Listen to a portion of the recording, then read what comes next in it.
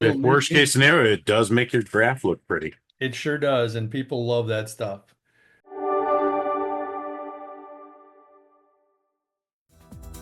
The FX Morning Mayhem podcast is an essential listen for currency traders.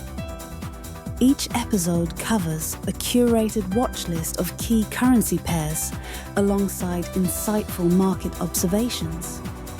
It highlights crucial daily news events that could influence the market, ensuring traders are well informed. Additionally, the podcast offers valuable trading strategy tips catering to both new and experienced traders in the Forex market. This podcast is for educational purposes only. None of this info should be construed as investment advice. To see the trades called out live for free on our Slack channel, click the link in the description or scan the QR code to join the trade faction. If you find this podcast valuable, please follow and share with a friend. And now, on with the show.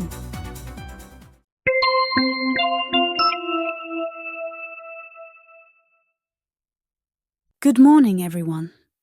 It's Thursday, March 13th, 2025.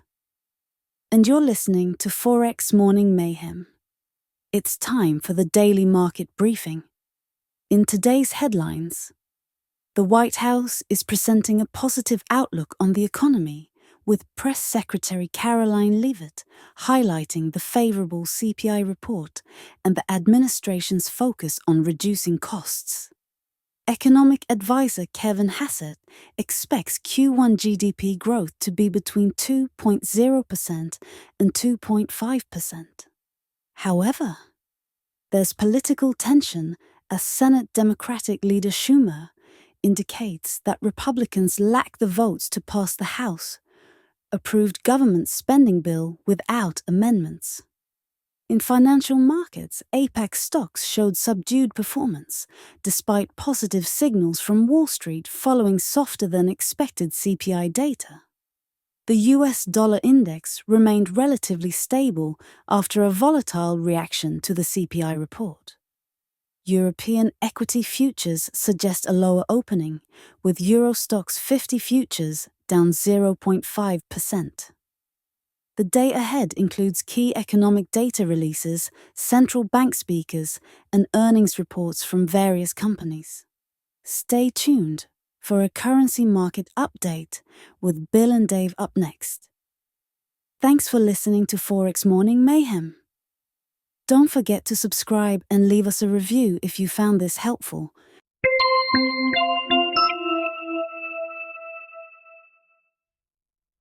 Let's start with the currency pairs.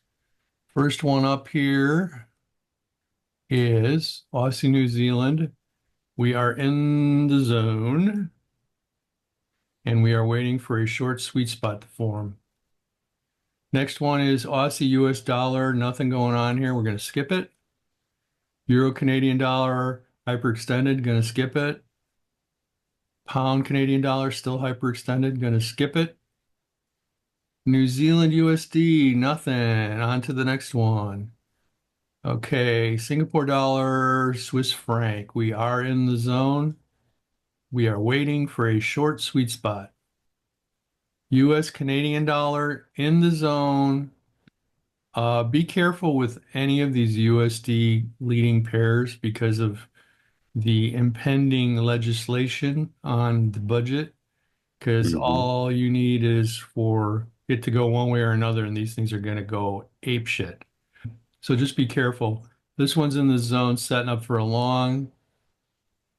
This one is in the zone, setting up for a short. So that's it for the currency pairs today. So we had about four that look. So that brings us to the Back to Basics series again. And today we are going to talk about Fibonacci retracements. Fibonacci's were one of the false holy grails that I discovered way back when I started trading. I discovered the holy grail about 300 times, and it was always a fake. So anyway, the idea is Fibonacci numbers our technical analysis tool based on the Fibonacci ratio, or what they call the golden ratio. So the concept is there are these percentages that price will go to and from. So in this case, the way you figure out a Fibonacci is you draw a line from a low to a high, Mhm. and then the Fibonacci will form to the current price. So the idea is, here's where it was calculated to. That was probably like the open for that bar. You should theoretically trace to one of these percentages. So 23 is considered a minor retracement, okay? 38 is a little bit stronger retracement. 50 is actually not a legit number, but everybody puts it in there because it just gives them reference. But the golden ratio is this 61.8. That's why I colored it yellow. So this is supposed to be the highest likelihood of a retracement back to there before it starts going in the original direction that it was going in. So it's theoretically a predictor of reversals or consolidations.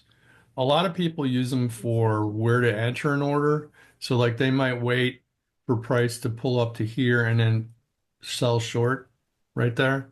Gotcha. Okay.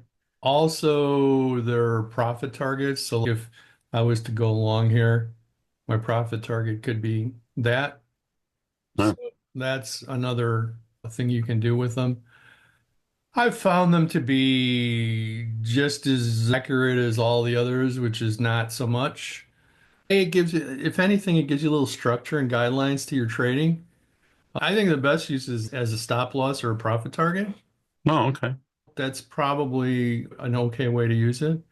If worst case scenario, it does make your graph look pretty. It sure does, and people love that stuff. I know. I should start sharing those chart of the weeks on here. Yeah, there you go. I may do that. Need something to get our readership up. All right, that's all I have for today. And there's the signal, so gotta go.